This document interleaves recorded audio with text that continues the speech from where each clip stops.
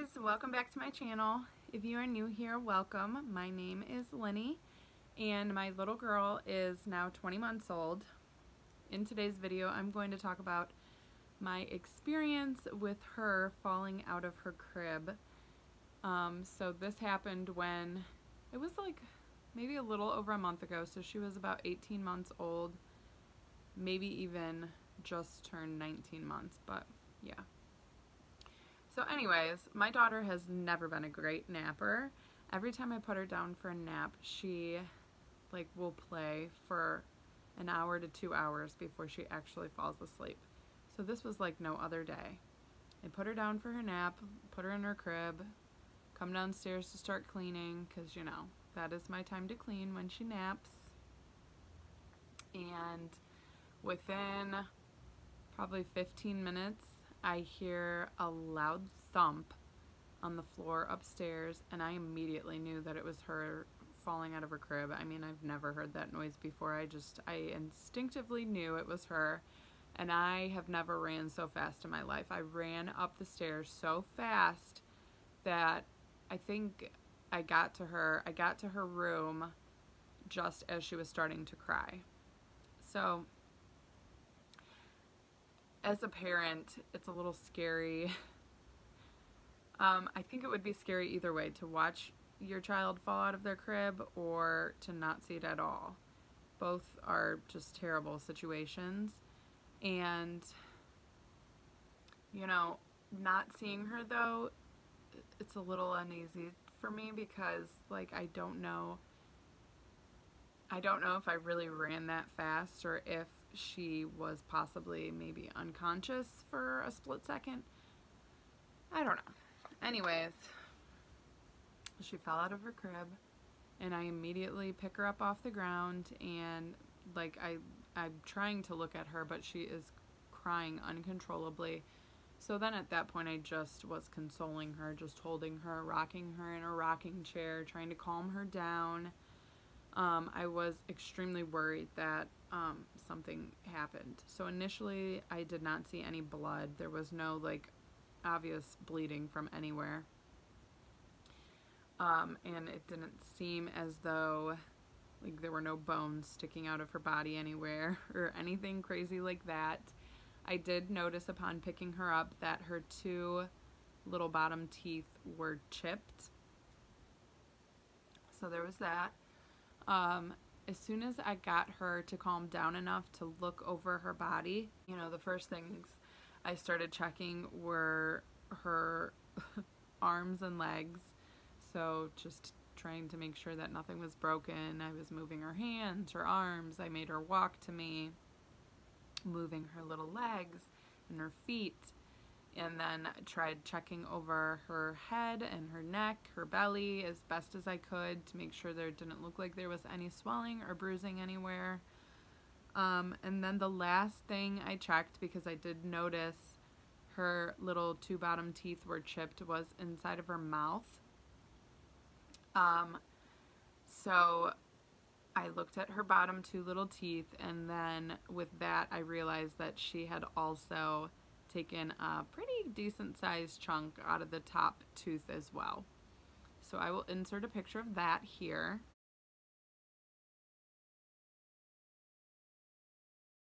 Basically, to me it looks like what happened was when she fell out of her crib, she probably hit her chin and clashed her teeth together, because the way her top tooth is chipped, it almost looks like her perfect little bottom tooth took the chunk out of her top tooth. So I'm assuming that is how she fell, which, yes, it does suck that her teeth are chipped right now at this point, but I am so thankful that it was just her teeth and none of her bones were broken, and this could have been so much worse. So for right now, yeah, her teeth are chipped. It is what it is. So because her tooth was like an upside down U, the two little points on it were pretty sharp feeling. So I immediately called my dentist, and they got her in, and they live like a minute up the road from me. So I took her there. My dentist just like peeked in her mouth really quick. I didn't even take her coat off or anything. And he said he didn't initially see anything that was alarming to him, but he referred me to a pediatric dentist that he wanted me to call right away and get her in to have them just kind of filed a little bit, since they were sharp, and he didn't want her to cut her tongue on them or anything. So I call them, they get us in right away. So I take her there, and this place was amazing. It was great. It's very bright, colorful, kid-friendly. The people there were amazing. I cannot say enough great things about this pediatric dentist that I took her to. They were just so kind and understanding, and it's just so nice. It was a great experience for me, somewhat. So yeah. She was not happy. Obviously, she was fine while we were playing, while we were waiting, whatever.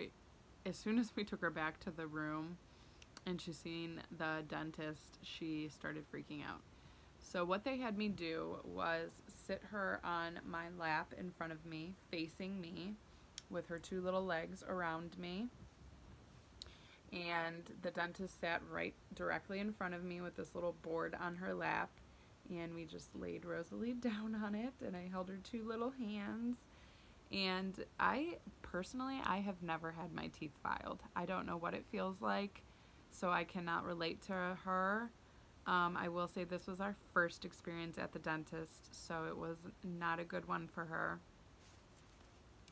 And they just filed her her little teeth as best as they could. And the picture that I showed was actually after the dentist, so that's what they looked like after. They were actually worse than that. I guess she did mention that we could bring her back in. They could put a cap on it, but they'd have to put her to sleep. That to me is not worth it. I can't do that, so her teeth will stay like that unless she can hold still enough to have a cap put on them. And go figure, at this time, my husband was out of town, so I was home alone with her. So then, when I got home, I ended up changing her crib into a toddler bed, because it's one that can convert, because it was already on the lowest setting, and literally I was traumatized, like, this is not happening again. So she's sleeping in a toddler bed now. And that first night she was okay. She was probably exhausted from crying, from falling out of her crib, going to the dentist. She obviously didn't nap that day. So she went right to bed in her bed that night, and it was no problem. Easy peasy cake work. The next day, when I felt in her mouth, her teeth still felt like sharp to me. And she kept rubbing her tongue on the top one in particular, so I was just really worried that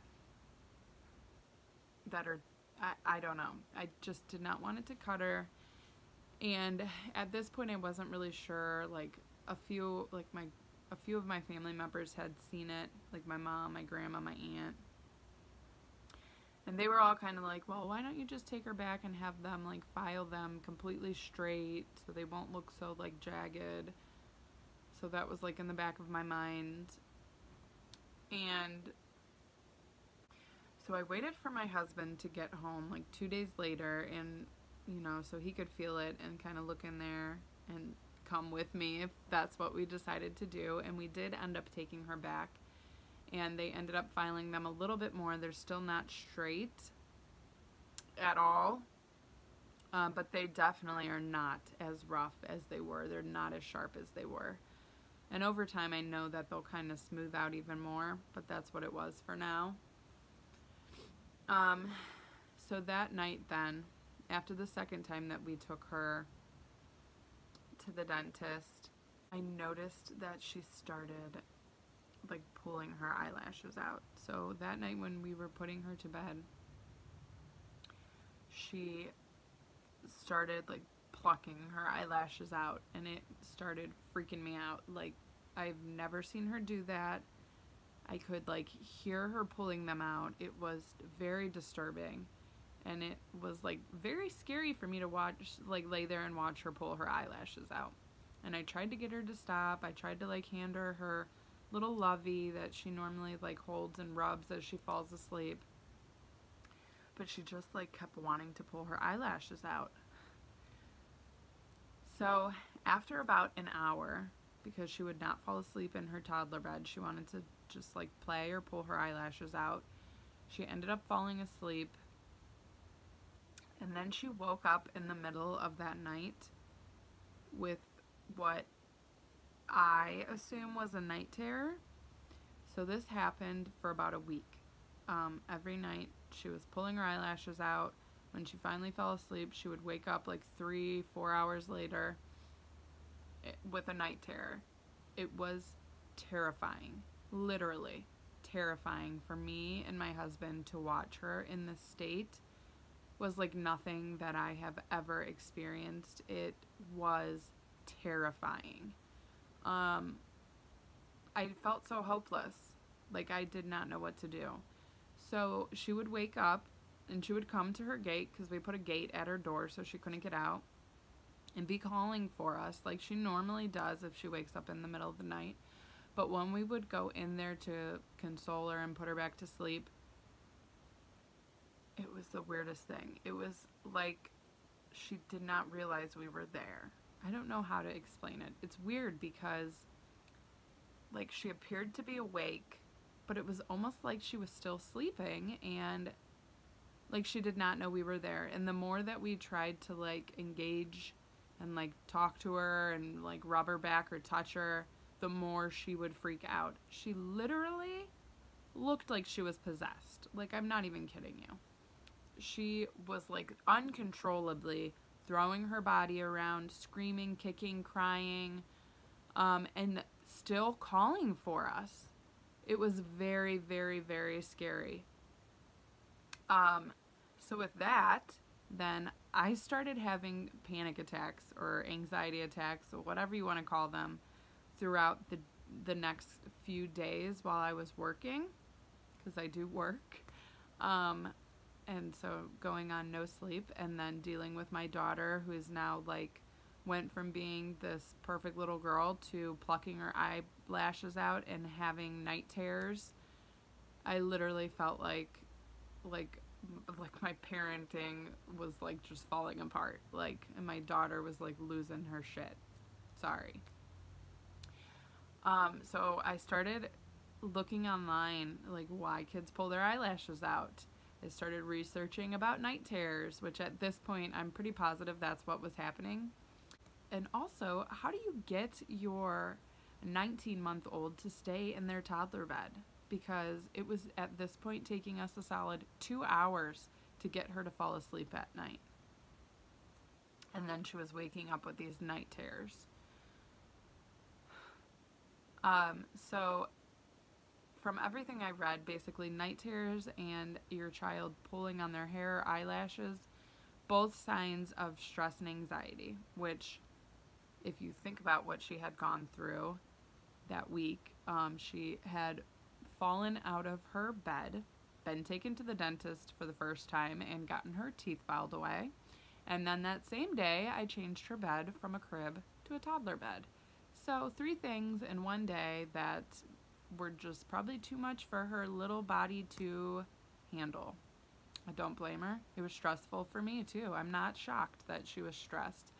But the more I kept reading it, the more I kept feeling like almost like a failure. And I think that also led to like my anxiety, because I just felt so helpless and I just did not know how to make it better. So fast forward a month, here we are today. She's not having night terrors. She still is pulling on her eyelashes once in a while, more so when she's falling asleep at night. I can tell now she does do it throughout the day if something starts to bother her, or she would get like stressed or anxious. It's crazy to think that your child, like your 20-month-old, could be stressed or anxious about anything, but now that like I notice her doing it more, and like in the moment whatever's going on, I'm like, okay, she does not like that, that's stressing her out, stop doing it. And as soon as that ends, she stops pulling her eyelashes out. So we didn't do anything for the night terrors. It happened probably 3 or 4 times, and then it just stopped happening, thankfully. I think with time, maybe it just, you know, children are resilient. And as for sleeping in her bed, so it has gotten much better. But like right now she's napping, and it took me 2 hours to get her to fall asleep for her nap. Everything I've read online says just to stay consistent and to keep, basically to lay them in the bed, leave the room, then when they get up out of their bed and want to play or come to their gate and call for you, go back in there, put them in their bed, and repeat the whole process. It's called, like, the one thing I read online was called like 100 walks. Like, you're gonna do that 100 times. What we've been doing as of right now is I just laid the couch cushions next to her bed, and I lay on them until she falls asleep. So just now I laid on them for 2 hours, and actually I fell asleep and she was still up playing in her crib or toddler bed. So that's working out great.